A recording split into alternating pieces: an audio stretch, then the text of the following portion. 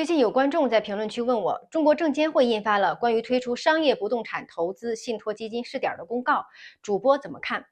我看到这条留言呢，第一反应是这个问题问得非常好，但是也非常容易被大家误解，因为只要一提到不动产 REITs 试点，很多人脑子里立刻会自动翻译成几个字，是不是又要救房市了？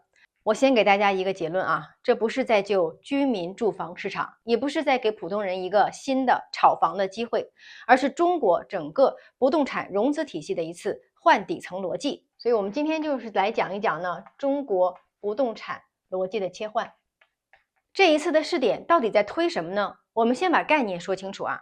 这次的文件呢，来自中国证监会，核心关键词只有一个：商业不动产 REITs。注意3个字啊。不是住宅，不是商品房，不是你我住的房子，而是商业、商场、写字楼、物业园、产业园，就是那些长期能出租、有现金流的不动产。我们可以把它理解成一句大白话：过去呢，这些资产只能够靠从银行贷款、靠负债活着。现在呢，监管希望他们能够变成像 ETF 一样靠现金流分红的金融资产。那这一步不是在给散户发福利，而是给系统换一种活法。为什么是现在在推呢？这个时间点非常关键。第一个，旧模式已经走不下去了。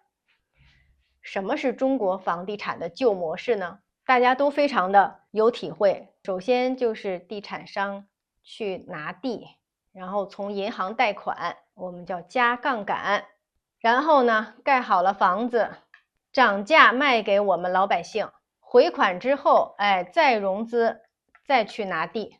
所以你看，过去啊，基本上就是这样的一个闭环。但是现在呢，我们会发现3件事同时上升。首先呀，就是这个房价上涨的动力不在了，大部分城市都不是在单边上涨了，而且呢，银行啊也不愿意无限给房地产企业续贷了。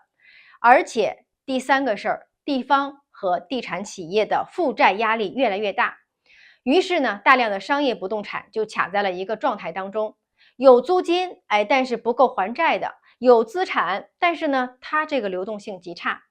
那商业不动产 REITs 要解决的就是它这个结构性的问题，所以我们可以把这次的试点理解为从过去的债务模式现在变成 REITs， 要给它变成权益模式了。这就是新模式。旧模式就是要把存量资产变成有现金流的 REITs， 核心呢就是权益化。那么这个就是典型的从债务逻辑变成权益逻辑的一个切换。它不是刺激周期而是降低房地产的系统性风险。那普通人该怎么理解这件事儿呢？首先一个，这不是全民机会。我要非常明确的告诉大家，商业不动产 REITs 并不是给普通家庭提供暴富机会的，它也不意味着我们现在要抄底商铺，因为房价不会翻倍了，也不意味着我们要上杠杆去套利。这件事儿本质上是一个制度级的工具。那它真正释放的信号是什么呢？我认为它释放的是非常重要的一个信号，就是中国的不动产的价值体系正在从原来的赌价格转向看现金流。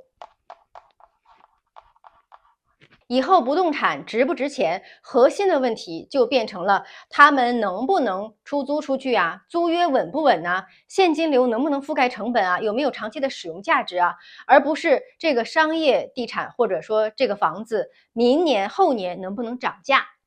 那么对普通家庭来说，最重要的一点呢，就是当一个经济体开始讨论用 REITs 盘活存量资产的时候，就意味着靠房价上涨消化一切问题的时代已经结束了。